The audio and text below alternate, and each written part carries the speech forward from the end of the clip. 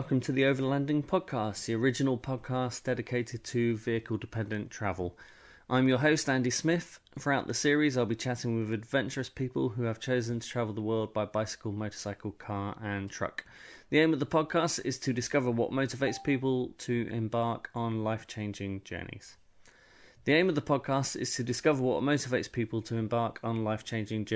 to hear some incredible stories along the way.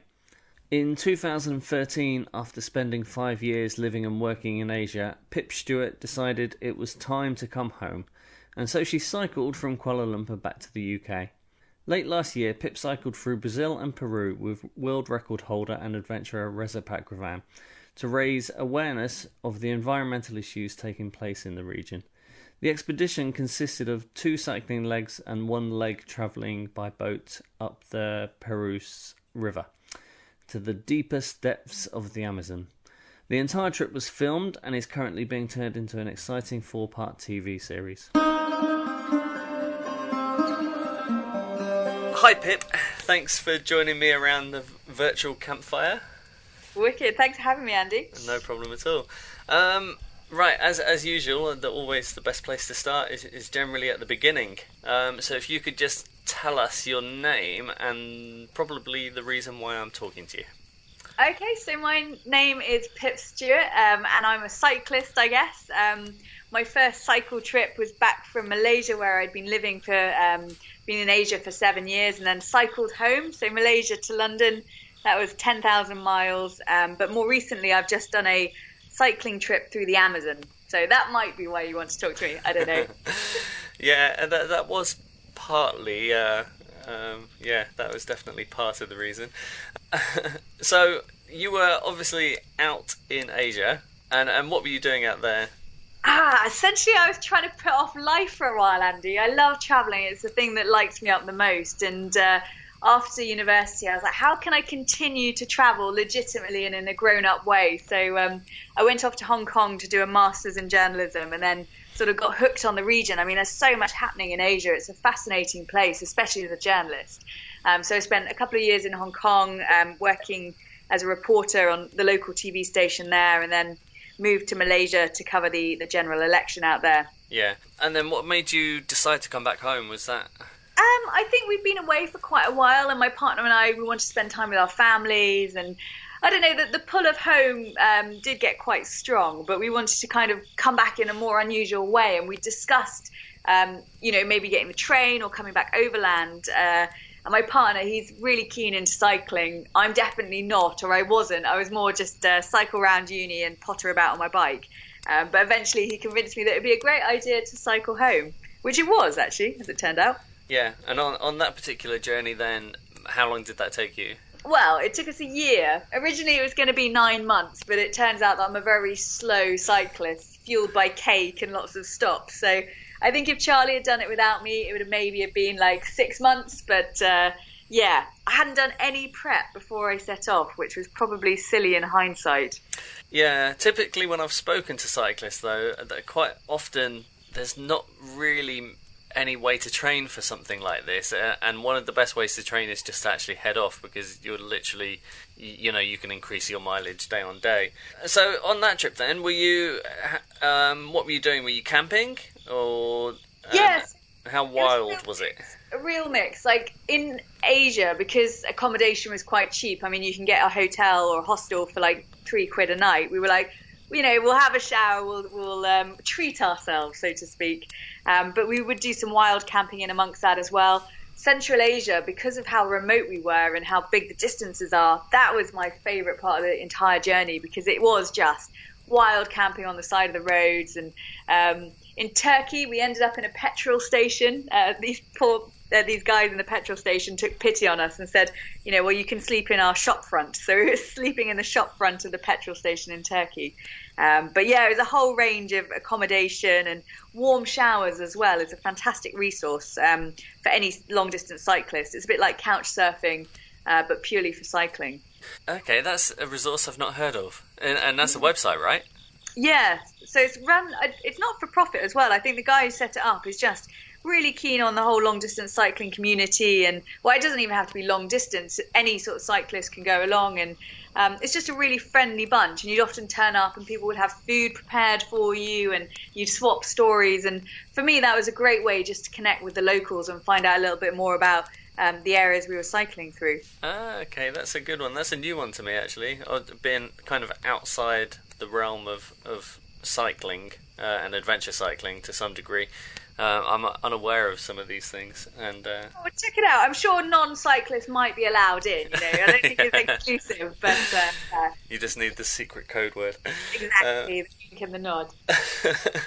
And then you just mentioned you're travelling through Central Asia. Which way did your route take you then? Did you travel up through Southeast Asia, then through India, and then up that way? So we went up through Southeast Asia into China, and then across to Kazakhstan, Kyrgyzstan, that sort of route. Yeah. I was desperate to see the stans, and so it was a bit of a detour for us. We didn't entirely go directly because we went to Tajikistan as well and Uzbekistan, and spent a decent amount of time in that region just exploring. But yeah, I mean, I'm sure, as you guys know, it's a magical place, and anyone listening, I'd urge you to go because the people are just fantastic, and the Islamic hospitality is something else. It really opened my eyes to that part of the world. Yeah, and then did your route take you along the Pamir Highway then, if you travelled through all those countries? It did indeed, yeah. It was a real highlight, Yeah, exactly the same for me, actually. It was certainly on my kind of... was it on my bucket list? I don't really have a bucket list, but yeah, it was certainly high up on my priorities of places to go to.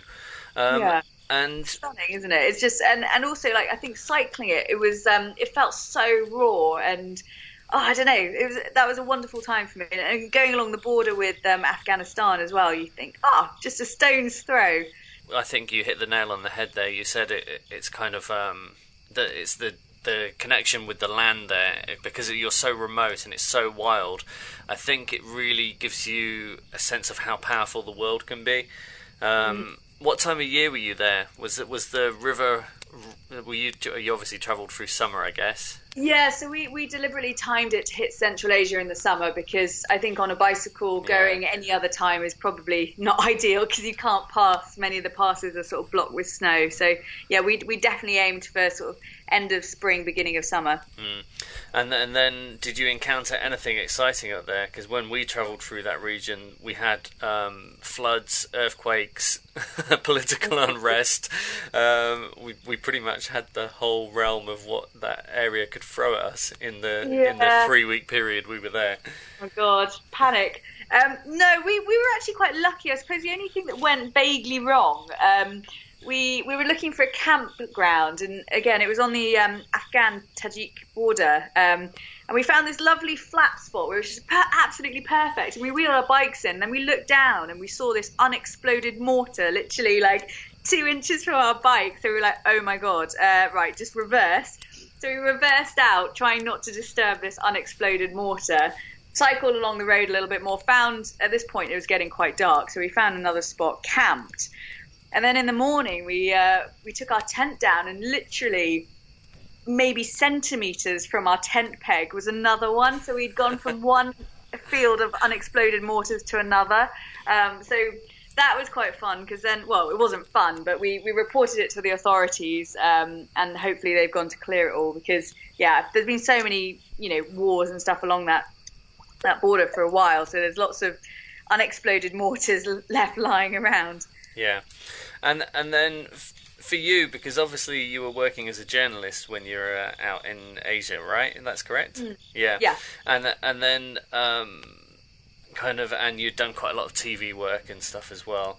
I think it's interesting that the kind of two worlds collide, because everyone kind of associates working on TV as being quite glamorous, and and then all of a sudden you're thrown into this kind of realm of possibly one of the wildest places on the planet, and not having access to showers, and being dirty and grimy, and eating, I don't know, noodles every day. Whatever you can find.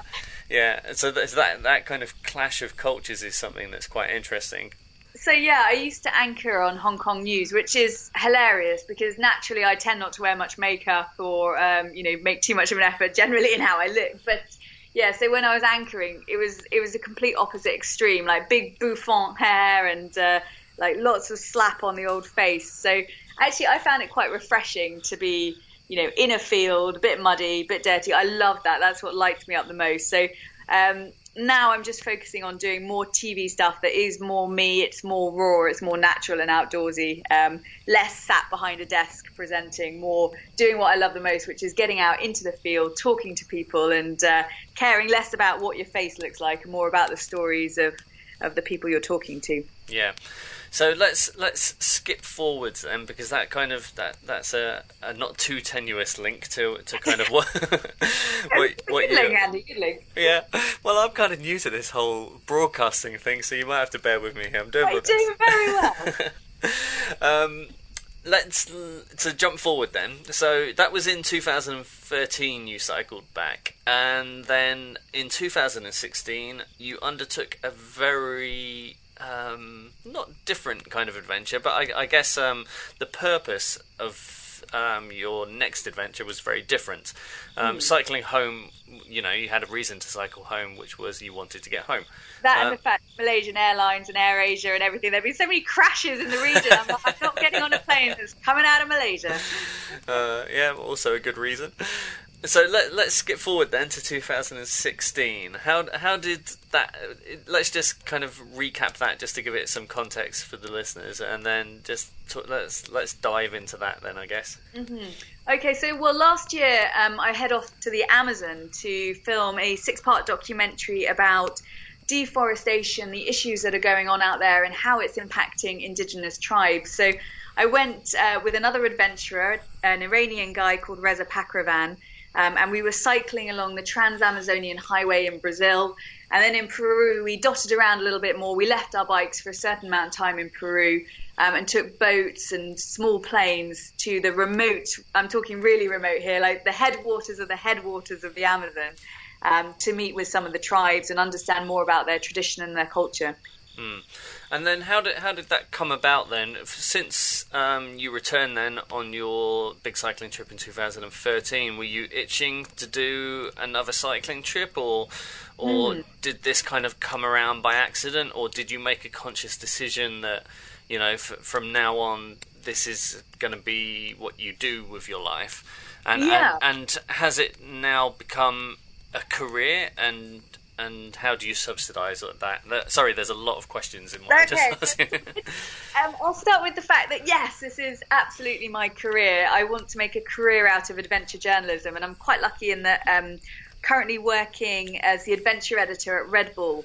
So I get to meet a lot of interesting people, know what's sort of coming up in terms of the world of adventure. So it's a great job for me in that it combines my love of journalism and telling stories with the world that I really engage and connect with, which is a world of adventure.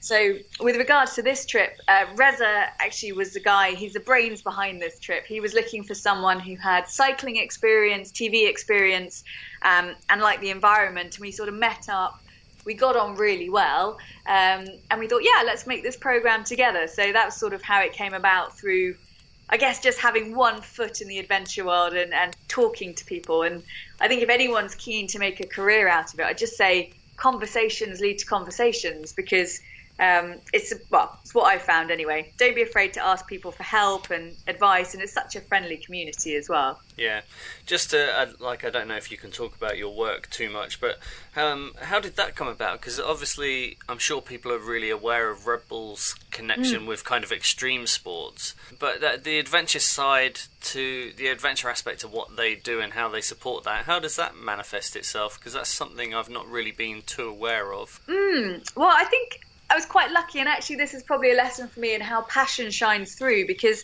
I saw an advert on one of the job sites when I came back from Malaysia. I had no job, no idea what I was doing. I was like, right, I wanted to freelance still, but I kept one eye on jobs boards to see what was going on, and there was an action sports editor position advertised at Red Bull, and I thought, that looks quite good. So I applied for it, went along, and got on really well with the team, really nice guys there. And at the end of it, they were like, this really good fit, but I think you're probably better suited to a different job. And we'd love someone to look more at our adventure content as well. Would you be interested? And I'm like, Absolutely. So that's sort of how it happened for me. I applied for one job, ended up in my dream job, which I didn't even know was going. And yeah, so just real luck, I guess, and looking out for jobs and in the industry that I was interested in.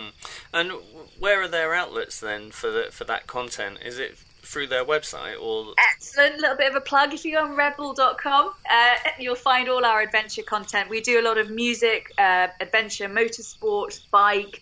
So there's a whole range. Red Bull, the website is not about the product in the can. It's more about interesting and inspiring content generally. Well, hopefully that's the aim. That's what we're trying to do. Okay, yeah, I will certainly check that out, because that's certainly an area of support that I was unaware that Red Bull were involved in to such an extent, really. But yeah, I'll look into that. I guess we're trying to talk to the communities that the kind of world of Red Bull is involved with, and that stems from finding people on the ground, I guess. Yeah. Okay, so let's go back to the your trip through the Amazon. The outlet for that, I presume Reza had already found a production company and he had support, or is it a kind of self-funded thing that he's then going to sell on to someone? Well, what I should tell you about Reza is that Reza is like an amazing cyclist. He's got a world record for cycling through the Saharan desert. He's cycled from the north to south of the planet. So he'd already done a documentary called Cap to Cape, which was following his attempt to break the world record to cycle the length of the planet, as you do, mad.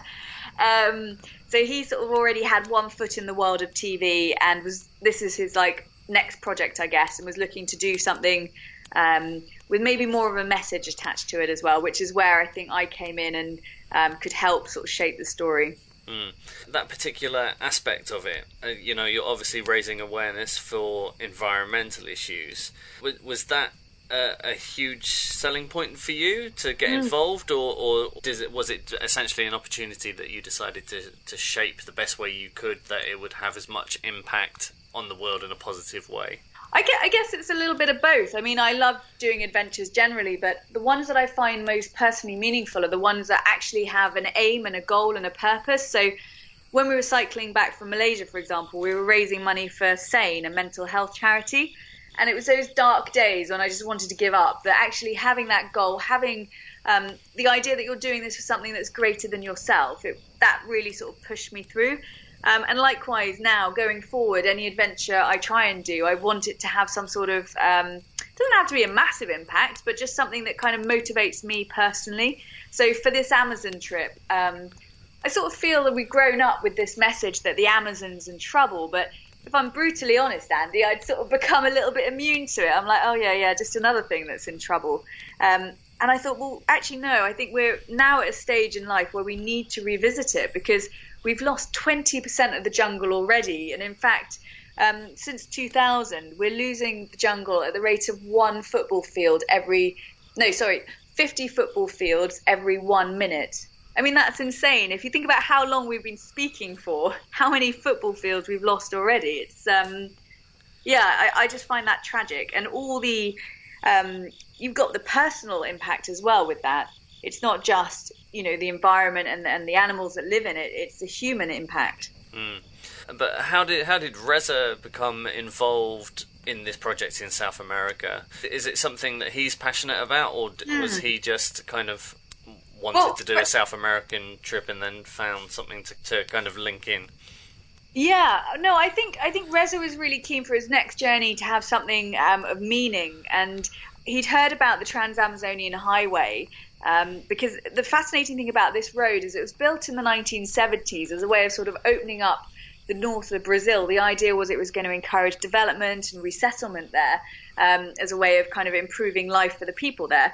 What's actually happened is the road was never really properly finished in parts. It became this huge logging free-for-all where, it just is an access road to a remote part of the jungle. So ka-ching, you've got more access to trees. And so I think he was motivated by the fact he wanted another journey, he wanted another adventure, but he wanted something with meaning. And following a road is a really nice, it's a nice story, because it's a road that you're cycling along, and it's got this rich culture and this rich heritage, and lots of stories along the way. Yeah. And is that the first time you'd been to South America, or had you travelled there previously? No, it was, and I mean, because I've lived in Asia, I've spent a lot of time in Asia, and South America was this unexplored part of the world for me, so I was absolutely excited to get myself out there. So when did you head off on this? It was at the beginning of September, yeah. Yeah, so we left in September and we got back in November, and it was a hell of a ride, Andy. It was tough. It was a lot of arguments, a lot of ups, a lot of downs, but. Yeah, we pulled through, and we've hopefully made an interesting documentary. Yeah. So how were you filming that then? Did you have a crew that travelled with you, or were you filming it yourself? And what was the kind of level of equipment? So we had a crew. We had Payman, who was our cameraman, who is absolutely fantastic. I mean, I don't think I've ever met anyone who's got a better eye for visuals. And my God, he worked, because it was just him, really. And he was filming on the drone. He was filming from the car. We had a support car that came with us. He worked his arse off. And then we also had a driver for all the camera equipment and a fixer who also served as a translator. And then in the planning of this, had you contacted people to meet up with along the way, or was the story very organic, or had you kind of plotted the narrative before you left? No, I mean, because this was new for me as well, having done like a long distance journey where you just sort of wake up and decide what you want to do each day. This was very much pre-planned, because production's expensive. Time is money, as they say, and so we needed to have a bit more of an idea of what we were doing. We'd also spoken to a lot of NGOs before we went out, and actually partnered up in Peru with an NGO called Pro Perus. They're also known as the Upper Amazon Conservancy, and they took us to some of the more remote places in Peru and gave us access that we otherwise wouldn't have had, which was phenomenal. Did it kind of meet your expectations then, and what were the real kind of eye-opening moments along that journey? It beat my expectations. To be honest, I hadn't thought it was going to be as moving as it was. I mean, I just thought, oh great, I'm going to go to the Amazon, I'm going to talk to people, it'll be fantastic. I hadn't anticipated how much it was going to change me as a person. At one point we went up to the remote Perus area in Peru, and the tribes there, they're literally on the border with the isolated tribes people. And I mean, when I say isolated tribes, these guys are naked in the jungle. And, talking to people who lived next door to them, who said that they were often quite in fear of these people because they'd raid their villages and all of that. And then we also spoke to some of the remote isolated tribes who had come out of isolation because they'd seen illegal loggers on their land. They'd seen people with machetes and clothes and gone, you know what, I want that. And so we were in this really privileged position where I was speaking to someone who 10 years ago was naked in the jungle and was now saying that a lot of the time people are just scared in these tribes. They're scared to come out because whenever they've had contact with the outside world, they've got sick because they don't have the immunity that we do. So there's this big fear that, the outsiders are going to kill them. And I suppose as well, you've got things like deforestation. So you've got the loggers who are chopping down parts of their land and ravaging it. There's a big narcotics route that goes through the jungle in Peru. So any sort of contact that these tribes may have had not necessarily been positive. And there's been a real sort of culture of fear that's grown up among the tribes, according to this guy we spoke to. So that was really, really insightful and a real humbling experience for me. And potentially quite the opposite of what people would expect from the tribes, because I don't know, I've got this kind of stereotypical idealization in my head that the tribes would like to remain tribes and stay in the jungle and don't want to be disturbed. Yeah, I mean, it's a really complex issue because some people say, we should be helping them to come out. Others are saying, no, we need to really protect this culture and let them be. And I do think we need to let them be. I think if they want to come out, we should make that transition as smooth as possible, and we definitely shouldn't be going in there as an illegal logger or a drug trafficker and enforcing our way of life on them. But equally there is that culture of fear, and it's making that transition if they want to come out easier. Yeah, it's a really, the whole region, to be honest, Andy, I don't really have answers. I've just got more questions coming home because it's hugely complicated. There's a whole load of corruption and bribery, and it's a murky, messy issue, and I wish I had more answers. I think that's key to one of the reasons why people like travelling overland, and whether that be on a bicycle or a motorcycle or a car, is the fact that you do have access to places where typical tourists wouldn't ever be able to get to. As a typical tourist or a backpacker, you may you land at an airport and you may have like a 50-mile radius around an airport, or there's the potential to take buses through remote areas, but you don't have the control that you can stop off anywhere you want and then divert off the main road. So that's one of the reasons why I think overland travel is so popular. It helps people reach those remote destinations. One thing you've mentioned there is something that I think drives a lot of people to overland travel and to continue to travel overland in the way that we do, is because that kind of education about the world and learning about the world, and kind of sometimes you get answers, sometimes you don't, but it gives you a greater understanding of global politics as a whole. For you studied modern history and politics, right? Yeah. And a master's degree in journalism. So all these things are aspects that you in particular would have a key interest in. But I think a typical overlander also, not necessarily setting out to discover those things, but I think in the process of overlanding you become very aware of social and economic and political what am I trying to say here? Basically the interconnectedness of the whole global kind of economy, I guess.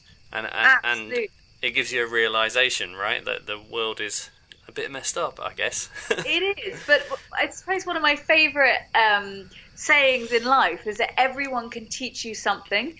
And I think if you approach people with that sort of outlook, it's a fascinating way to live, because literally everyone can teach you something. And whether that's, high-end politics or economics, or whether it's just a skill. I mean, in the jungle, we had some government research scientists teach me how to tell the different sex of a crocodile. So I can now tell the difference between a male and a female crocodile, which I wasn't anticipating before I started off on this journey. It did involve getting quite close and personal, which I wasn't really prepared for in any way, but there we go. Yeah. And then on this trip through the Amazon then, were you, what were you doing every night? Were you camping, or were you staying, or did you manage to... Yeah. It was a real mix. So before I went, I Googled what can kill you in the Amazon, and I was pretty terrified that if I was going to sleep in the jungle, I probably was going to get got by something. What I hadn't anticipated was that along the Trans-Amazonian Highway, just how developed it was. I mean, at points I was like, is there a jungle left? Because I can't really see any. So what surprised me was that there were a lot of hotels along that route. We did stay in hammocks, so we ended up sleeping in a gold mine one night, just stringing up our hammocks. In the jungle we slept in tents with the mosquito fly out. So yeah, just a whole range of things. But what I hadn't anticipated was how many hotels there'd be. You were discussing the fact that the aim of the road when it was built in the 70s. So to some degree, I guess it has brought and encouraged the economy to... Well, I don't know. Even though the illegal logging is illegal, it still adds to the economy in some way, shape or form, doesn't it? It does, but this led to a real question that I grappled with myself, Andy. It's like, what is development?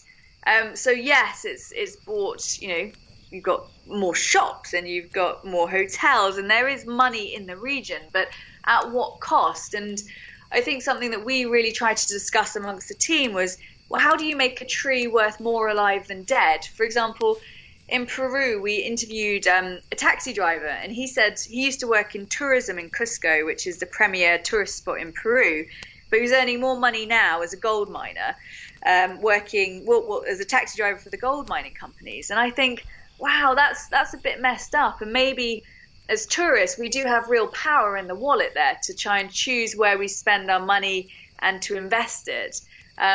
So yeah, again, it comes back to that question of what is development, and how are we trying to develop our society, and in what way? Yeah, that's a really interesting question, and it's something that can be obviously related back to the Western world, and it's interesting because when I first mentioned the question, I was really focused on this idea that development was a good thing, because that's kind of what we're told in the West, and then you've it's interesting that you've put a slightly different slant on it, that we're looking at this road through the Amazon thinking there is some development, it is improving the economy to some degree, yeah, but raising that question as to what cost is really the key to it all, isn't it?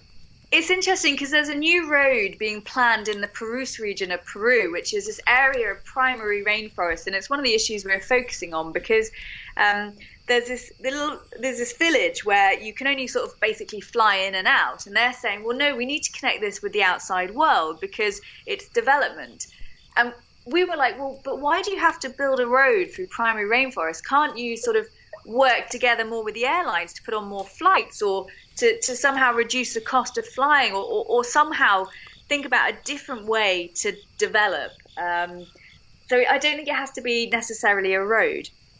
I don't know, it's like you said before, the whole situation is incredibly complex, and you don't always have answers, and all it does is raise more questions. And what kind of other support is happening? When you were dealing with the NGOs, are they dealing then with the government? Who are the government aware of this, or there's obviously a lot of corruption in these countries. There is definitely, but to give the governments their dues, they are sort of looking at what's happening, and there has been more effort in recent years. It's not going far enough, and I think we definitely need to put a lot more pressure on them. Also, our own governments, we need to be looking at like where we're buying wood, what sort of trade agreements we've got, and everything like that. So pressure should come from all angles. The NGOs on the ground are doing a brilliant job sort of raising awareness. But again, I think it's just about getting that message out there about what's happening and why we should care, because it's quite hard when you're sat at home thinking, well, it just feels like a different world away. But realizing that this is the lungs of the planet, it's so vital to our entire ecosystem that we're going to wake up one day, or probably not us actually, it's probably going to be our children or our grandchildren, and go, how did you let the world get into this state? I'm really scared about Trump and Trump ripping up the Paris agreements in terms of the environment. So again, I think it comes down to us, to the people on the ground, to say, no, this is something that we care about. The environment is something that's important and needs to be protected. Yeah, it is incredibly worrying. Actually, I'm going to avoid talking about it because it actually enrages me to the point where Okay. I will start ranting. We'll breathe. And okay. To avoid politics, let's get back to the cycling then. How was cycling through the jungle? What were the conditions like? I presume the road is still washed out in places and not complete. Yep. And yeah, and it's hilly. No one told me that there are parts of the Amazon that are hilly. I was like, it's going to be great. It'll be flat. No, so it was quite tough actually, more tough than I thought. So often it was quite gravelly in parts. The Trans-Amazonian Highway in Brazil, a lot of it is that red dust, the sort that sort of sticks in your nose and in your mouth, and you can taste it. It was gritty, literally gritty. So no, it was a lot harder than I anticipated. Because initially when I first contacted you, I envisaged this kind of really lovely, kind of pleasant cycle through a lovely kind of jungle, but I should imagine a lot of it is actually you're getting overtaken by logging trucks, and I should imagine lorry after lorry after lorry with just big ass pieces of tree on them, and it's like, how is that happening? I mean, some of it is legal, some of it is sanctioned, but a lot of it's not, especially at night. A lot of the loggers use the road at night to transport the wood. And yes, I wouldn't recommend it. If you're listening to this thinking, I want a cycling journey, get yourself to Central Asia, or somewhere in Brazil that's not the Trans-Amazonian Highway. But it wasn't as beautiful as I anticipated. It definitely was when we took boats and went further upstream, because the bikes there was no way we were going to get bikes that remote through the jungle. Kind of what we do is often perceived as being quite... what's the word I'm looking for? Not luxurious, but kind of glamorous to some degree. It's interesting when you look at people's websites, you see all these amazing photographs of someone stood on a rocky outcrop looking over a beautiful valley with their bike and their arms up in the air, like, yeah, look how great I've made it. Yeah. And I'm guilty of taking photographs of our car in unusual places with this beautiful kind of scenic background that kind of really glamorizes what we do to some degree. And yeah. I think for people outside of our community looking in, it can seem like we're living this kind of perfect dream, I guess, to some degree. It's something that came up in a podcast just recently. I was chatting to someone, and it was a conversation my wife and I had previously, and then when I went to interview this guy, it was something that he dealt with, and it was a subject that we both brought up. And when my wife and I were planning our trip, we planned everything as much as we potentially could, and to deal with all eventualities. Obviously, there's a lot of spontaneity in what we do and where we go and how we live. But there are certain things you have to kind of plan for. And one thing we hadn't planned for was our return back to the UK and how much of an impact that would actually have on our life. And it raised the question, and my wife and I had a really interesting conversation. It raised the question to talk about all the aspects of overlanding that people outside our community would be unaware of, to deal with some of those aspects that it isn't quite as glamorous as we make it out to be sometimes. And actually the things that you've just raised there are some of those quite interesting aspects to that. Is the fact that quite often cyclists on certain roads will get, like, you'll have big trucks passing you all day long, or you're cycling in the sun all day, and it's, there are aspects of that which aren't as enjoyable, I guess, as we kind of make it look. I love that you brought this question up, Andy, because this is an issue really close to my heart, because I think one of the things that people, well, first of all, I cycled back from Malaysia to London for mental health, so I think we are experiencing sort of a mental health crisis in our society. I've got close friends and family who are really struggling with some of these issues, and you think we just need to talk and be more honest about it. And I think one of the things that I find when I talk to a lot of adventurers through my job is just how blue people get when you get home, because often you do these grand adventures, or not even grand, they could be a mini adventure, and it's all really exciting for a while, and then you get home and it's like, oh gosh, that readjustment period is often quite difficult. So I refer to that as my post-trip blues. And I suppose the other thing to say on this topic is that life is not like Instagram. We probably put the best bits of ourselves on social media. And I think as consumers of social media, we need to be aware of that. Funnily enough, I just gave a talk this weekend at the Adventure Travel Show about why we shouldn't chase happiness, we should chase adventure. Because I think one of the things we're told a lot in society is that, well, it doesn't matter as long as you're happy. And it strikes me as such a strange thing to be chasing happiness all the time, because, life is made up of all these different emotions. And yes, it's great to be happy, but you never understand how great it is unless you've been sad.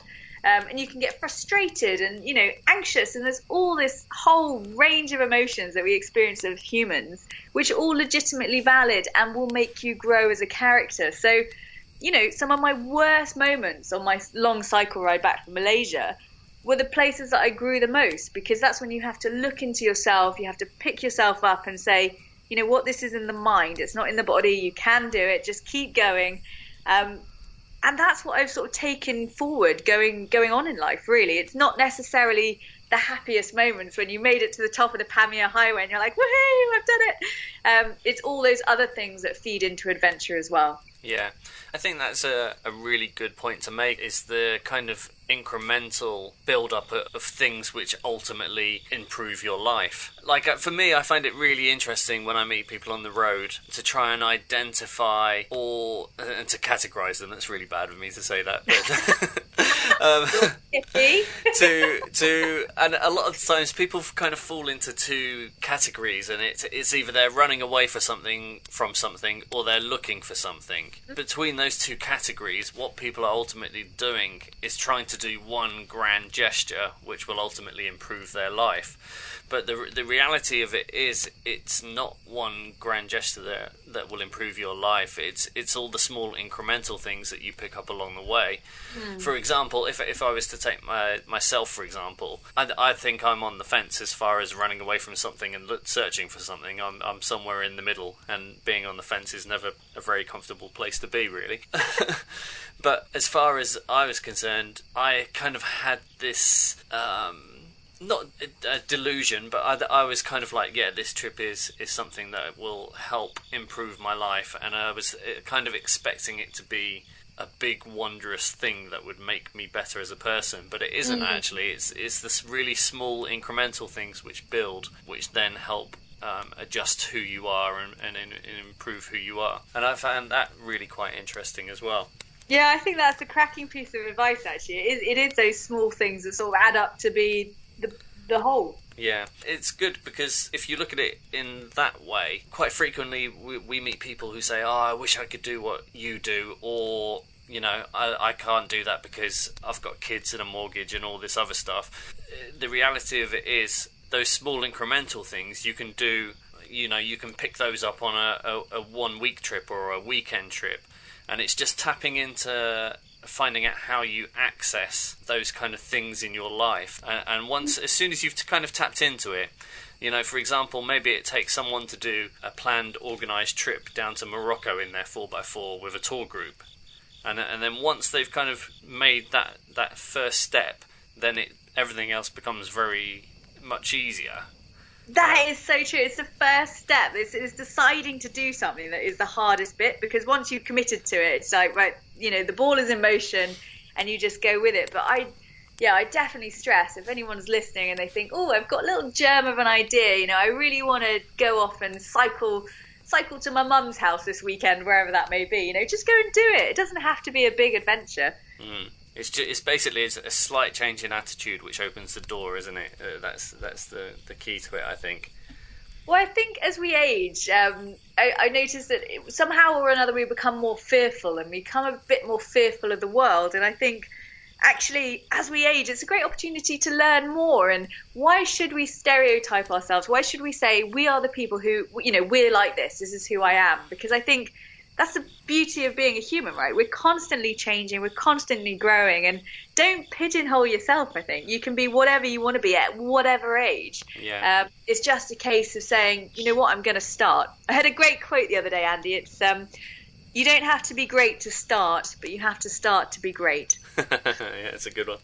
It's the logic there as well is quite interesting, because it is certainly true. As you become older, you become...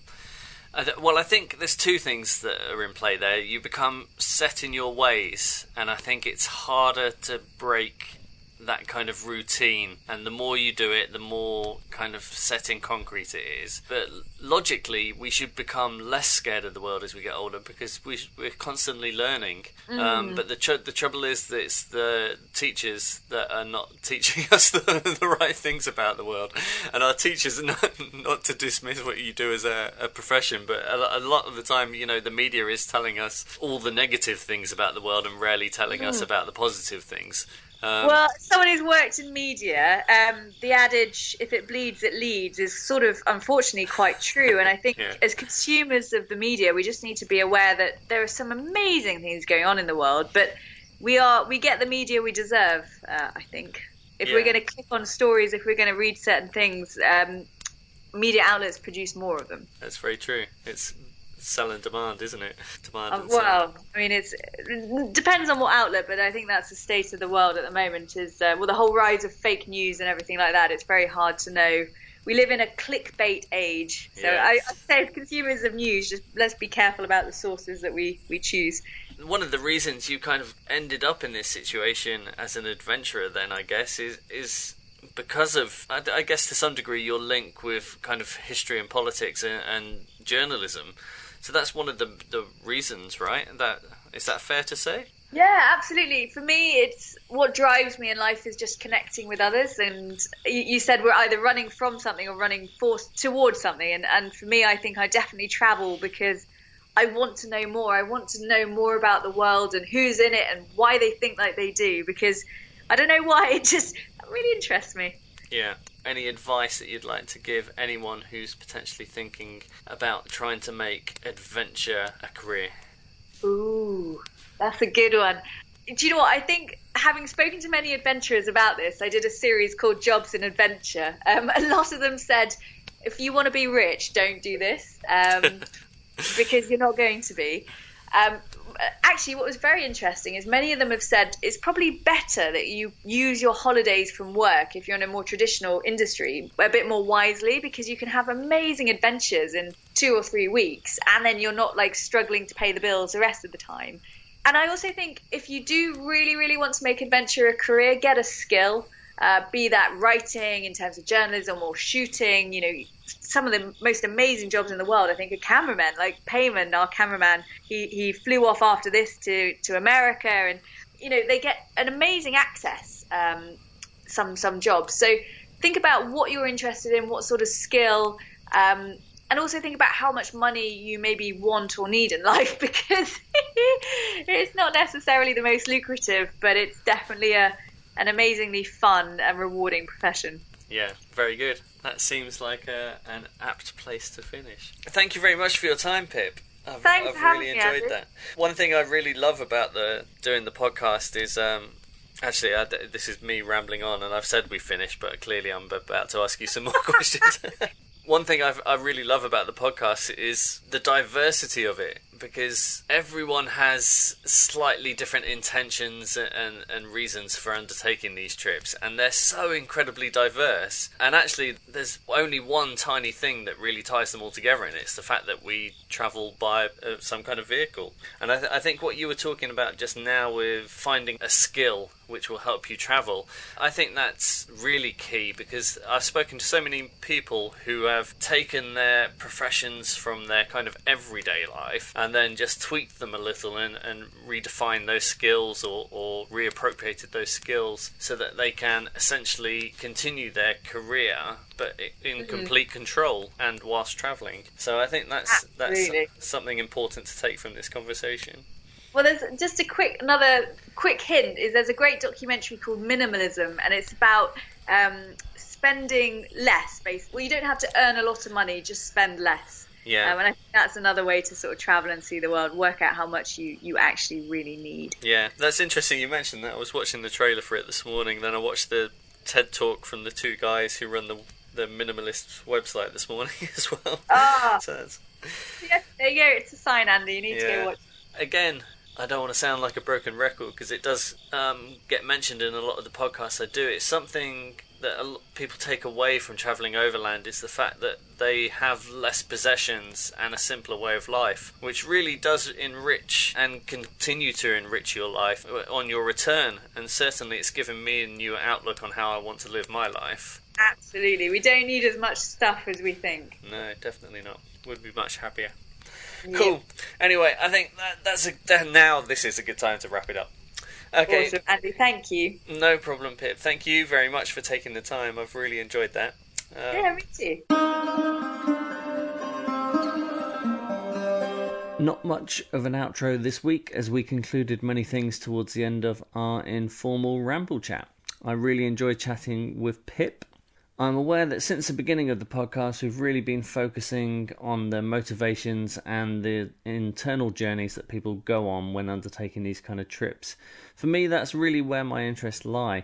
Having had plenty of feedback, though, from some of our listeners, it's apparent that some of you would like more practical advice about overlanding. We'll be trying to address this throughout the year by interspersing special episodes here and there that offer really practical advice from people who've actually done it.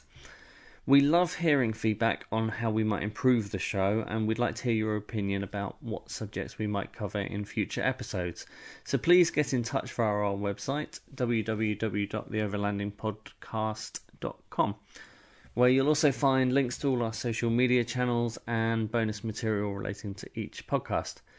If you've enjoyed what you've heard today, please let us know. You can also show your appreciation by subscribing and reviewing us on whatever platform you use. Writing a review really does help boost our podcast up the listings, which in turn means it will reach more people. If you're an overlander yourself and have an interesting story, we'd love to hear from you. Email us at aroundtheworldin800days@mail.com. Please like, share, bump and give us a thumbs up along the way. Many thanks for joining us around the campfire again. We'll see you next week. Goodbye.